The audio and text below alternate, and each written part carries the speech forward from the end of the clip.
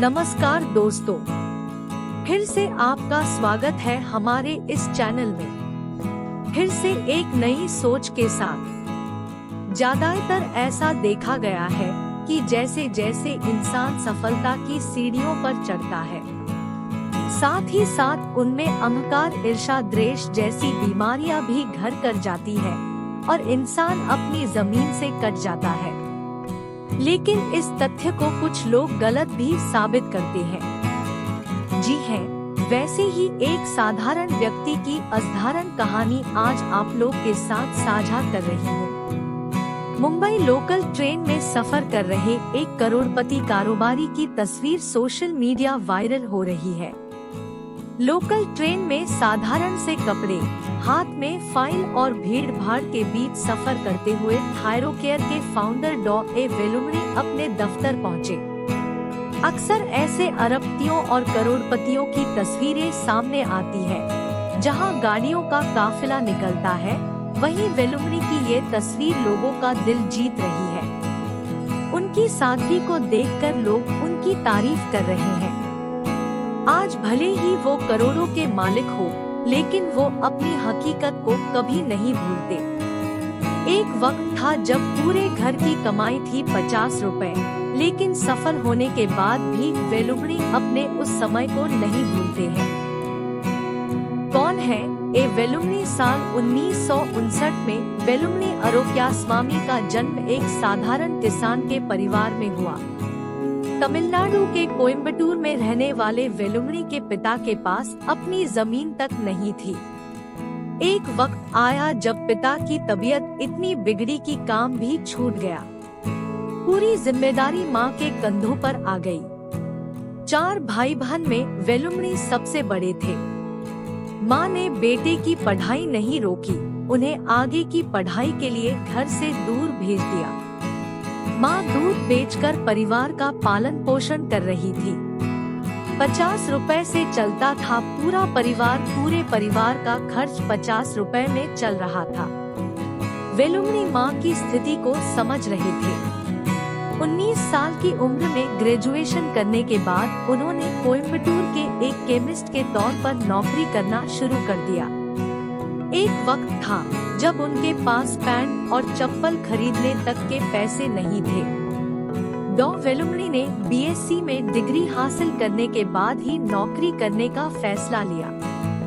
150 रुपए की सैलरी पर उन्हें 150 रुपए मिलते थे। वेलुमणी इसमें से 100 रुपए अपने घर भेजते थे और 50 रुपए में अपना गुजारा करते थे। उन्होंने मुंबई के भाभा एटॉमिक रिसर्च सेंटर के लिए आवेदन किया। उनका सिलेक्शन हो गया। सैलरी के तौर पर 800 रुपए मिलने लगे। एक्स्ट्रा कमाई के लिए उन्होंने काम के साथ साथ बच्चों को ट्यूशन पढ़ाना शुरू कर दिया। जितनी भी कमाई होती थी उसका अधिकांश हिस्सा वो माँ को भेज देते थे। नौकरी के साथ साथ उन्होंने पीएचडी की पढ़ाई पूरी की। कैसे हुई थायरोकेयर की शुरुआत? उन्होंने 14 साल तक बीएआरसी बाग में काम किया। नौकरी से जो थोड़ी बहुत बचत होती थी उसे बचाकर और पीएफ के पैसे निकालकर करीब 1 लाख रुपए में थायरोकेयर की नींव रखी। मुंबई में ही पहला टेस्टिंग लैब खोला। धीरे धीरे देश के अलग अलग हिस्सों में सैंपल लैब खोले गए, लेकिन शुरुआत में उसकी टेस्टिंग मुंबई के सेंट्रल सेंटर ही होती थी। शुरुआत में उन्होंने फार्मा कंपनी में काम किया था। उस वक्त का अनुभव उनके काम आया। पहले 3 महीने में उन्होंने मुनाफा बनाना शुरू कर दिया। लैब में बिताई कई रातें ऐसा कई बार हुआ था जब काम के बोझ के चलते उन्हें लैब में ही सोना पड़ता था। जिस कंपनी की शुरुआत उन्होंने पीएफ का पैसा निकालकर किया था, आज वो कंपनी करोड़ों की है। साल 2021 में उन्होंने कंपनी की 66% हिस्सेदारी फार्मेजी की पेरेंट कंपनी को 4,546 करोड़ रुपए में बेच दी। मौजूदा वक्त में थायरोकेयर का मार्केट कैप 2,500 करोड़ रुपए से अधिक का है। देश भर में थायरोकेयर डायग्नोस्टिक की लंबी चेन है। देश भर में इसके 1122 आउटलेट और टेस्टिंग सेंटर्स हैं। सादगी से भरा जीवन, करोड़ों के मालिक वेलुमनी सादगी का जीवन जीते हैं। नवी मुंबई में अपने बड़े लैब के ऊपर एक छोटे से क्वार्टर में रहने वाले वेलुमनी हाई-फाई लाइफस्टाइल की जिंदगी जीने के बजाय साधारण लाइफस्टाइल जीते हैं।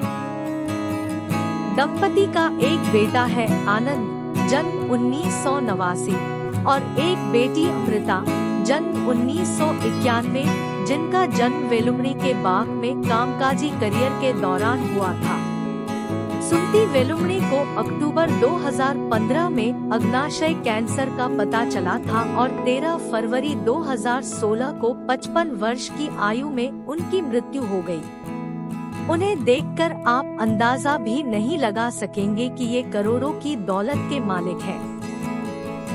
तो कैसा लगा दोस्तों? मुझे आशा ही नहीं पूर्ण विश्वास है कि यह कहानी आपको जीवन में आगे बढ़ने की प्रेरणा देगी। इस विचार के साथ आज का वीडियो यही खत्म करती हूँ। धन्यवाद दोस्तों, मिलते हैं अगले वीडियो में एक नए सोच और नए विचार के साथ।